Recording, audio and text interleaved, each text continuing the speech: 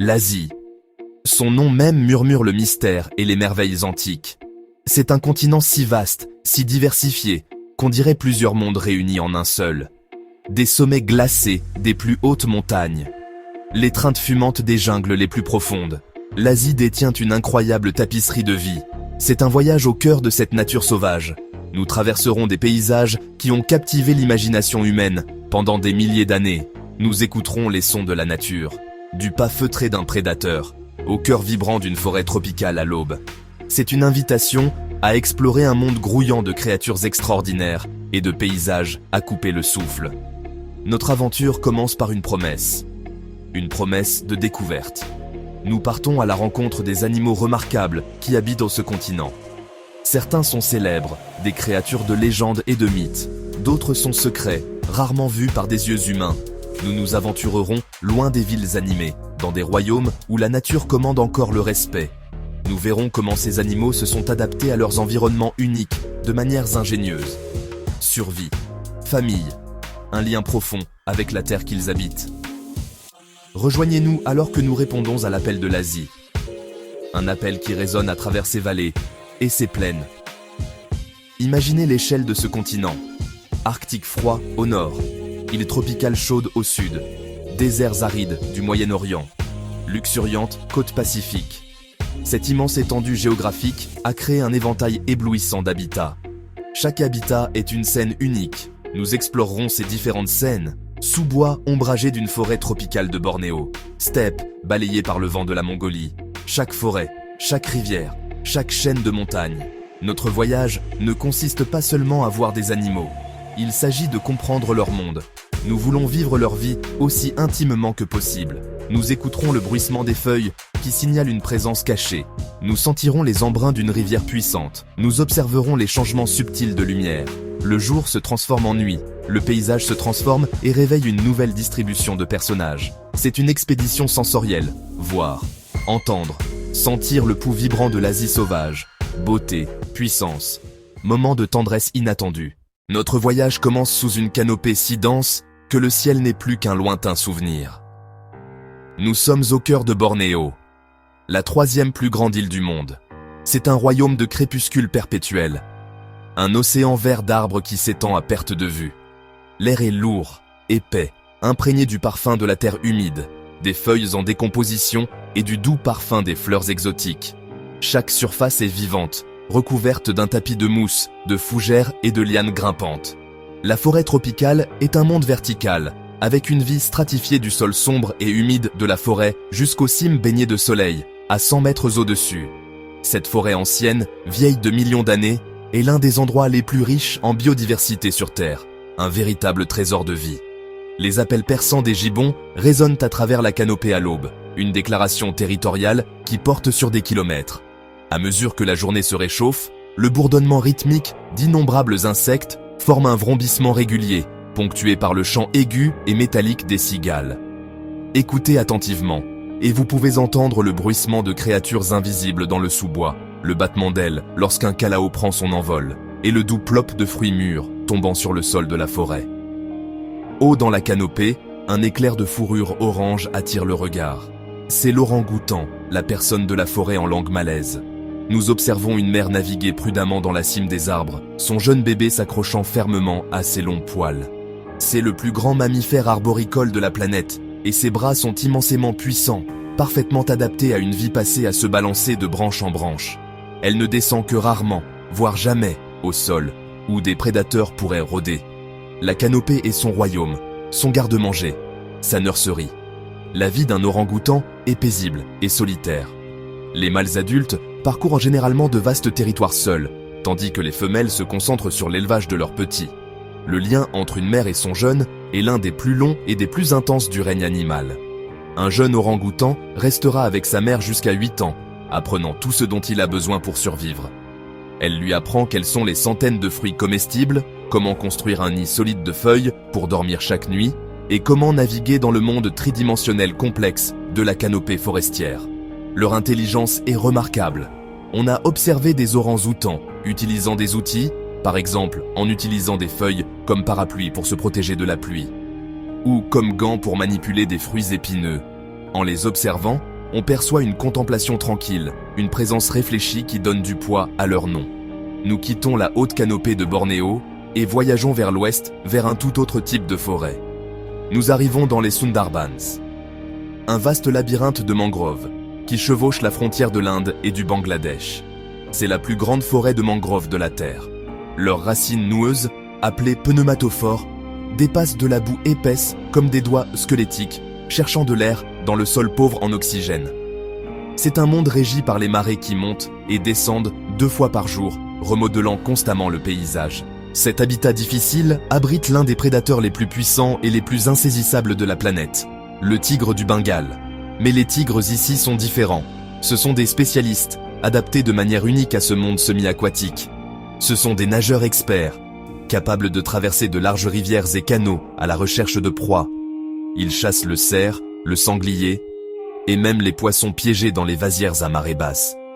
Ils sont connus localement comme le fantôme rayé, un nom approprié pour une créature qui peut apparaître et disparaître dans le feuillage dense, avec un silence terrifiant. Leur présence est ressentie partout, même lorsqu'ils ne sont pas vus. Leurs empreintes dans la boue molle sont un rappel constant de qui est le véritable souverain de ce domaine. La relation entre les tigres et les populations locales est tendue. Les Sundarbans ont le plus grand nombre de conflits hommes-tigres au monde. Voir un tigre ici est une expérience presque mythique. Puis, pendant un instant fugace, un éclair orange et noir. Un mâle magnifique sort de l'ombre, avant de fondre dans la forêt aussi silencieusement qu'il est apparu. Notre dernière étape dans les forêts tropicales nous emmène au pied de l'Himalaya, en Thaïlande. Ici, vit un autre des animaux les plus emblématiques d'Asie. Nous les entendons avant de les voir, le bruit du bambou qui craque. Et à travers une clairière dans la végétation, nous les voyons. Une famille d'éléphants d'Asie. Ils sont plus petits que leurs cousins africains, avec des oreilles plus petites et un dos plus arrondi. Mais ils ne sont pas moins impressionnants. Une grande matriarche mène le groupe, sa peau ancienne et ridée couverte de poussière. Elle guide sa famille avec une autorité et une sagesse discrète. La structure sociale d'un troupeau d'éléphants est complexe et profondément touchante. Le troupeau est une famille très unie de mères, de filles, de sœurs et de tantes. Elles travaillent ensemble pour protéger les veaux, formant un cercle défensif autour d'eux au premier signe de danger. Les éléphants sont des mangeurs voraces, passant jusqu'à 18 heures par jour à chercher de la nourriture, y compris des herbes, des feuilles, de l'écorce et leur nourriture préférée, le bambou. Leur rôle dans l'écosystème est crucial. En se déplaçant dans la forêt, ils créent des clairières qui permettent à la lumière du soleil d'atteindre le sol de la forêt, favorisant ainsi une nouvelle croissance. Ce sont également de vitaux disperseurs de graines. De nombreux types de graines de fruits ne germeront qu'après avoir traversé le système digestif d'un éléphant. De cette façon, ces doux géants agissent comme des maîtres jardiniers, façonnant et régénérant constamment la forêt qui les nourrit. Cependant, cette relation ancienne est maintenant menacée. Leurs habitats forestiers rétrécissent, entraînant un conflit croissant avec les populations humaines. Le braconnage pour leur défense en ivoire reste un problème. De nombreux mâles asiatiques n'ont pas de défense, on le montrera aussi visuellement. Protéger ces magnifiques animaux nécessite de protéger leur habitat et de favoriser une coexistence pacifique avec les personnes qui partagent leurs terres. Notre voyage nous emmène maintenant vers le haut, laissant les forêts humides et denses loin derrière nous. Nous montons vers un nouveau royaume, un monde de roches, de glace et de vents mordants. Nous entrons dans l'Himalaya, la plus grande chaîne de montagnes sur Terre, connue comme le toit du monde. L'air y est mince et froid, et chaque respiration est un effort conscient. L'environnement y est extrême, une bataille constante pour la survie. Le terrain est dangereux. Pentes raides et rocheuses, gorges profondes, vastes plateaux balayés par le vent. Malgré sa rudesse, ce monde de haute altitude est loin d'être stérile. Les forêts cèdent la place à des prairies alpines robustes, qui éclatent en un tapis de fleurs sauvages vibrantes pendant l'été. Prairies parsemées d'arbustes résistants, genévriers, rhododendrons, qui poussent près du sol pour échapper au vent. Nous entendons le grondement lointain d'une avalanche. La neige et la glace se détachent à tonnes dans la vallée. Tandis que nous explorons les forêts tempérées sur les pentes inférieures de l'Himalaya, nous partons à la recherche d'une créature d'une beauté enchanteresse. C'est le pandarou, un petit mammifère au pelage épais de couleur roux-rouille, avec une longue queue touffue et annelée. On l'appelle souvent le renard de feu. sa coloration brillante lui offrant un excellent camouflage contre la mousse brun-rouge et les lichens blancs sur les troncs. Spécialiste du bambou, il tient les tiges avec ses pattes et mâche feuilles et pousse avec ses puissantes mâchoires. Il possède un faux pouce qui l'aide à saisir le bambou, mais reste sauvage et timide. Il s'enfuit vite dans les arbres, son pelage disparaissant dans la canopée. Ce charmant animal fait face à un avenir précaire. Il est classé en danger à cause de la perte et fragmentation de son habitat. Forêt de bambou défrichée pour l'agriculture, l'exploitation forestière et l'établissement humain. Nous montons encore plus haut, au-delà de la limite des arbres, dans un monde austère et silencieux de roches. Neige. C'est le domaine de l'un des chats les plus mythiques et insaisissables de la Terre. La panthère des neiges. Son épais pelage gris fumé lui offre un camouflage parfait contre les pentes rocheuses. Ses grandes pattes recouvertes de fourrure agissent comme des raquettes. Ses puissantes pattes arrière peuvent le propulser jusqu'à 15 mètres en un seul bond. Une longue queue épaisse lui assure un équilibre superbe. Une chasse demande une habileté et une énergie immense. La panthère traquera sa proie pendant des heures, avant de lancer une attaque surprise avec une vitesse et une puissance explosive. Voir une panthère des neiges, même pour un instant, est un rare privilège, un aperçu de l'esprit fantôme du toit du monde. Notre dernière expédition nous emmène dans la vaste étendue du plateau tibétain, un paysage balayé par les vents et apparemment désolé. Pourtant, c'est le foyer d'une véritable icône des hautes montagnes, le yak sauvage. Sa caractéristique la plus frappante est son pelage incroyablement long et épais, offrant une isolation essentielle contre les vents féroces et le froid extrême. Ce sont des animaux sociaux, vivant en troupeaux, leur régime alimentaire se composant des herbes dures, des carex et des herbes qui parviennent à pousser dans ce climat rigoureux. Ils utilisent leur tête et leurs cornes massives pour balayer la neige en hiver afin d'atteindre la végétation enfouie en dessous. Les grognements qu'ils émettent sont une caractéristique du plateau, leur valant le surnom de bœuf grognard. Le yak sauvage est profondément lié à la culture du peuple tibétain. Son proche domestiqué est la pierre angulaire de la vie sur le plateau. Ce partenariat ancien entre les humains et les yaks a rendu la vie possible dans cet environnement extrême. Nous descendons de l'air froid et raréfié des montagnes et suivons l'eau, se fond dans les grandes rivières qui sont la sève de l'Asie. Ces puissantes rivières, comme le Mékong, Gange, Yangtze, ce sont des artères de vie, coulant sur des milliers de kilomètres. À mesure que les rivières atteignent les basses terres, leur rythme ralentit. Elles deviennent plus larges, plus profondes et plus troubles, serpentant en grandes boucles à travers de vastes plaines inondables. Les pluies annuelles de la mousson gonflent ces rivières, les faisant déborder de leurs rives et transformant radicalement le paysage. Les sons de la rivière sont un doux contrepoint au silence des montagnes. Nous entendons le bruit d'un poisson brisant la surface et le profond croassement d'un wawaron. Notre voyage nous mène maintenant sur les eaux du puissant fleuve Mékong au Cambodge. Nous sommes ici pour trouver un mammifère très spécial et inhabituel. Soudain, un dos gris et lisse s'élève au-dessus de l'eau. Un nuage de brume plane dans l'air alors qu'il expire. C'est le dauphin de l'Irrawaddy, souvent appelé le dauphin souriant en raison de son visage arrondi et de la courbe ascendante de sa bouche. La relation entre ces dauphins et les pêcheurs locaux est ancienne et remarquable. Les pêcheurs appellent les dauphins en tapant sur les côtés de leur bateau. Les dauphins répondent, aidant à rabattre les poissons vers les filets. Malheureusement, le dauphin souriant du Mékong est en danger critique d'extinction. Il s'en mêle dans les filets de pêche illégaux.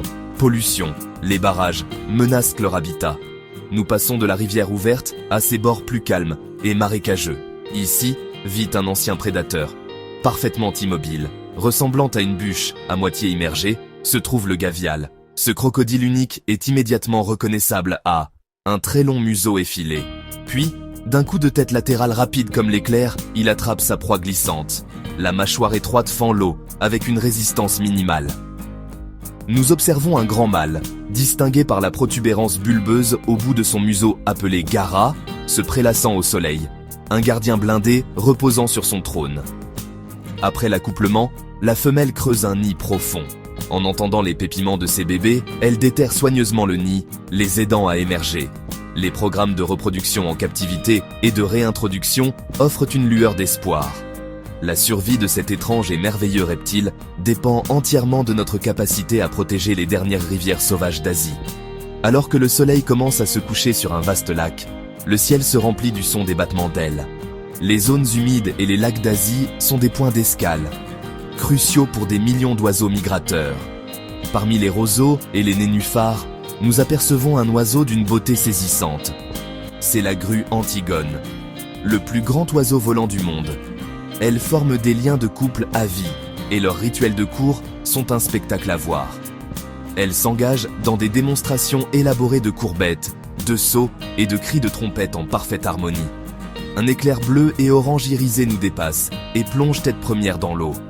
Un instant plus tard, il émerge avec un petit poisson dans son bec. C'est le martin pêcheur commun.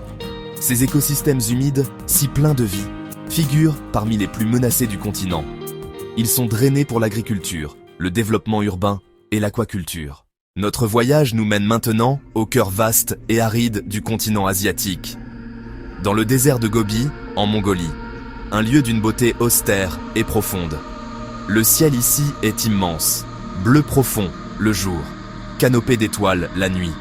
Contrastes brutaux du climat, été torride, hiver glacial, le silence du désert est remplacé par son subtil des terres arides. Froufrou d'un scarabée sur le sable, bruissement d'un lézard, cri solitaire d'un oiseau de proie. Sur les plaines chatoyantes, nous voyons une caravane se déplaçant lentement. Ce sont les chameaux de Bactriane sauvages, les véritables vaisseaux du désert de Gobi. Le chameau de Bactriane est une merveille d'adaptation. Ses deux bosses sont des réservoirs de graisse, leurs longs cils, leur capacité à fermer leurs narines. Ils mangent des plantes épineuses que d'autres herbivores ne peuvent pas toucher, puis se réhydrater rapidement, buvant plus de 100 litres en quelques minutes seulement. Pendant des milliers d'années, le chameau de Bactriane domestiqué a été la pierre angulaire des peuples nomades. Garantir que les véritables vaisseaux du désert puissent poursuivre leur ancien voyage à travers les plaines infinies. Alors que nous nous déplaçons vers les lisières herbeuses du désert dans la vaste steppe ouverte, il devient une mer d'herbe qui s'étend jusqu'à l'horizon. Nous repérons un troupeau au loin. Ce sont des gazelles aguâtres, également connues sous le nom de gazelles à queue noire. Peu d'abris dans la steppe. Leur défense, la rapidité. Elles peuvent atteindre jusqu'à 70 km/h, leurs puissantes pattes les propulsant en bond à couper le souffle. Autrefois, en vastes troupeaux de dizaines de milliers. Aujourd'hui, populations plus petites et fragmentées, menacées par la perte d'habitat due à l'expansion du pâturage du bétail et par la chasse illégale. Alors que le crépuscule descend sur la steppe, un nouveau son brise le silence profond. C'est un hurlement long et plaintif. C'est l'appel du prédateur suprême de ces prairies, le loup de la steppe. Ce sont des animaux intelligents et sociaux, qui vivent et chassent en groupes familiaux coordonnés ou meutes. La communication est essentielle à leur succès. Ils utilisent un riche répertoire de signaux, du langage corporel subtil, du marquage olfactif, aux puissants hurlements. Une chasse commence souvent par la meute testant un troupeau. Une fois une cible sélectionnée, la chasse est lancée. Les loups travaillent en relais, l'épuisant sur de longues distances. Le hurlement fantomatique du loup est la véritable voix de la steppe sauvage. Un rappel que même dans ces vastes espaces ouverts, un équilibre délicat doit être maintenu pour que toute vie puisse prospérer. Notre voyage nous mène maintenant au bord du continent, à l'interface dynamique où la Terre rencontre la vaste étendue de l'océan. C'est l'Asie côtière. Les environnements y sont incroyablement divers, du monde enchevêtré et boueux des forêts de mangroves aux récifs coralliens immaculés, qui prospèrent juste au large. Le paysage sonore est dominé par le fracas rythmique des vagues contre le rivage. Ce son constant est rejoint par les cris perçants des oiseaux de mer. Les forêts de mangroves sont des pépinières vitales pour d'innombrables espèces de poissons et de crustacés. Les îles d'Asie sont des mondes à part entière. L'isolement a permis à la vie sur ces îles d'évoluer de manière unique.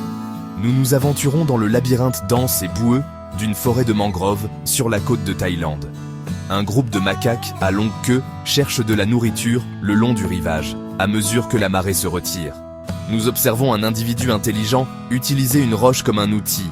Il la brise à plusieurs reprises contre une coquille d'huître coriace pour atteindre la chair tendre à l'intérieur. Les jeunes singes passent leurs journées à jouer bruyamment. Ils pratiquent les compétences de recherche de nourriture dont ils auront besoin à l'âge adulte. Cette proximité avec les établissements humains amène souvent les macaques en conflit avec les gens. Leur adaptabilité est la clé de leur succès. Notre voyage nous mène vers une poignée de petites îles accidentées de l'archipel indonésien. Un énorme reptile musclé émerge des broussailles.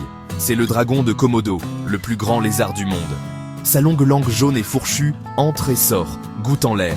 Sa morsure est son arme secrète. Le dragon possède des glandes à venin qui libèrent un puissant cocktail de toxines. Après avoir infligé une seule morsure dévastatrice, le dragon laisse souvent sa proie s'échapper. Le dragon utilise ensuite son odorat phénoménal pour suivre l'animal mourant. Une fois la proie à terre, d'autres dragons des environs peuvent être attirés par la mise à mort. Les dragons les plus grands et les plus dominants mangeant en premier. L'Indonésie a créé un parc national pour protéger ces magnifiques reptiles et leur habitat unique.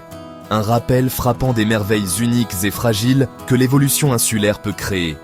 Pour notre dernière rencontre, nous laissons la terre derrière nous et nous glissons dans les eaux chaudes et claires d'un récif corallien au large de Bornéo. Bientôt, une grande ombre gracieuse glisse à travers le bleu. C'est une tortue verte, une ancienne navigatrice qui parcourt les océans du monde depuis plus de 100 millions d'années. Sous le couvert de l'obscurité, la femelle traîne son corps lourd hors de l'eau et sur la plage de sable. Elle creuse soigneusement une chambre profonde et dépose une couvée d'une centaine d'œufs. Les nouveau-nés, lorsqu'ils émergent, font face à une course désespérée vers l'eau, pourchassés par les crabes, pourchassés par les oiseaux. Aujourd'hui, les 7 espèces de tortues marines sont menacées. Elles sont capturées accidentellement dans les engins de pêche. Leurs plages de nidification sont détruites. La pollution plastique est un danger mortel. Notre voyage de 30 minutes à travers le vaste continent asiatique touche maintenant à sa fin. Nous avons voyagé des profondeurs étouffantes de la forêt tropicale jusqu'au toit gelé du monde. Chaque animal que nous avons rencontré raconte une histoire d'adaptation et de survie remarquable. Ce ne sont pas seulement des merveilles isolées, ce sont des parties intégrantes d'écosystèmes complexes. Pourtant, cette belle tapisserie est plus fragile qu'il n'y paraît. Les forêts sont abattues, les rivières sont endiguées, les prairies sont surpâturées et les océans sont pollués. Les magnifiques créatures que nous avons rencontrées sont toutes confrontées à un avenir incertain. Leur survie est en jeu.